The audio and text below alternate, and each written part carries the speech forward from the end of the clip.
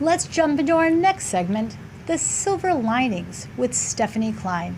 How are you this evening, Stephene? I'm doing amazing, Blanca. Thank you for having me again. I'm always super fired up to be with you. I love it. And I consider Stephene our silver lining specialist, finding those hidden treasures in the world and preparing us for life. So, Stephene, one of our topics for today is a volatility preparation. What is that?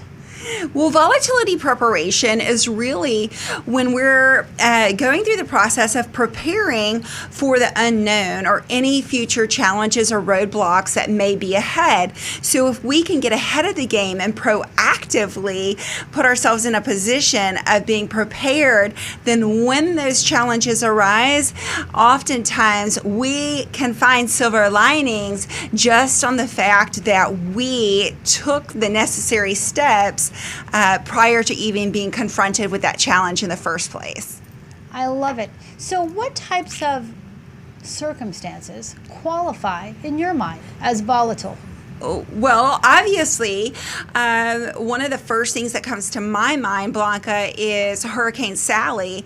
I don't even know if your listeners are aware here in Palm Beach County. However, Hurricane Sally was really forecasted at the last minute to go to like Louisiana, then it was Mississippi, then it was Alabama, but wound up really hitting Pensacola, Florida very hard. Mm-hmm. Well, I don't know if you're aware of this, but there was many people who said, oh my gosh, I thought this was just a Hurricane 1. I thought this was just going to be like a tropical little windstorm.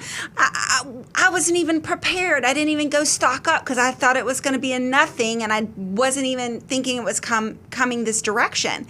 Well, after the event happened and after destruction and chaos was everywhere, there were numerous people, I'm talking about thousands and thousands and thousands of people who said, you know, even though we were at the far east of the cone, and we didn't think it was going to hit us, it did, and we weren't prepared. And so as I was listening to everybody's trials and everybody's challenges and the difficulties they were facing, I really thought to myself, you know, we're still in the middle of hurricane season, and then also, obviously, with the state of our economy and just everything going on in the next couple of months, volatility is going to continue to increase.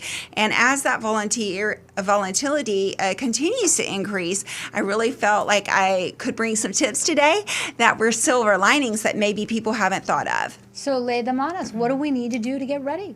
Okay, so first things first. Number one, have as much small cash in your house as possible. What does this mean? I'm really not talking about $1 bills, although I guess that could be handy.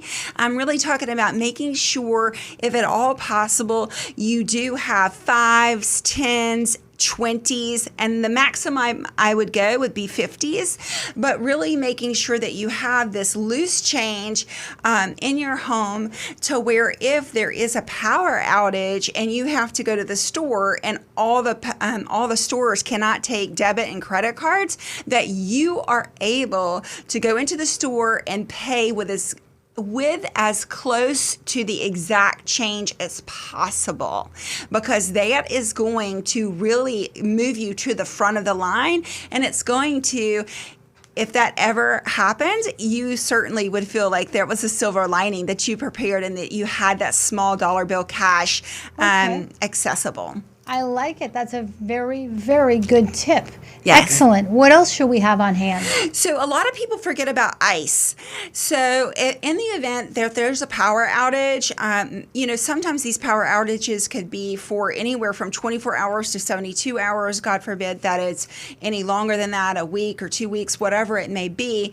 I highly recommend everybody that, especially if you don't have a generator, especially if you don't have a gas generator, generator or a solar generator, which I really love the solar generators now, but if you don't have these things, make sure you have an enormous ice chest at your house, and then also make sure you have a freezer stocked full of ice, because in the event your power does go out, if you have food that's going to expire, you want to make sure that you're taking that and converting it into an ice chest, burying it in ice, because that will prevent any type of food spoilage or any type of your food ruining. So you want to make sure you have that accessible.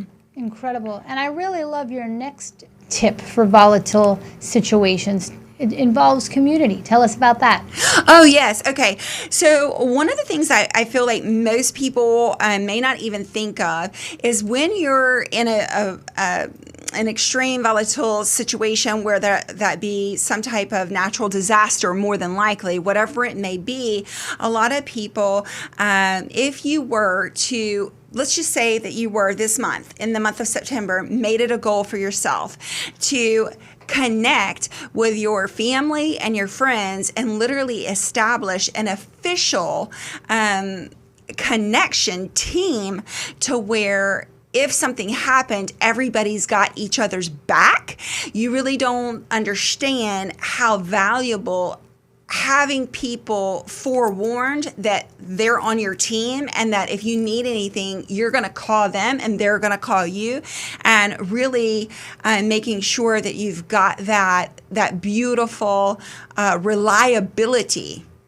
That is such a phenomenally important concept to plan your network in the event of emergency. And now Yes. with this pandemic, with all these impending hurricanes, it's now more important than ever to have a network plan. And I think I really have a lot of appreciation for that volatility strategy. It's absolutely phenomenal. We only have 2 minutes left in the segment, but for more information about Stephene Klein, you can visit Whaleshare on YouTube or follow Stephene on Facebook. And just to remind you, you're watching and listening to 95.9 F, 106.9 FM on True Oldies Radio. Let's close the show with a tip. What's the status on the silver and gold? Okay, so right now, just recently, the good news is, we'll start with the good news, the dollar actually has increased. So because the dollar has increased, and there's a lot of money in the equity market right now, or at least cash sitting on the side, we have had a dip in both our gold and silver prices. Now, this is just my own personal opinion, and I'm not giving anybody financial advice. However, I will tell you, for the fact that gold just dipped below 1900 today when it was previously at 2000, and the fact that silver just dipped right now, I think it's running at 2305, 2330, and 2330 was a major support level. So the fact that it broke below 2330 today would be an indication that if you haven't had a chance to jump into the silver and gold market just yet, then obviously you may want to consider picking up some silver or some gold at this time. Cool. Additionally, Blanca, really quick and very important would be just making sure that you know that silver and gold are stores of wealth and stores of value. So what it does is it hedges you against such things as inflation, and it hedges and protects you against volatility. Well, this has been a great introduction to gold and silver and some good volatility markers. At the end of the day, let's stay connected, let's communicate, and continue to educate one another. Stephene Klein, thank you so much for hosting the Silver Lining segment. And everybody out there, thanks for listening and watching to True Oldies 95.9 FM, 106.9 FM. Let's move on to the next segment.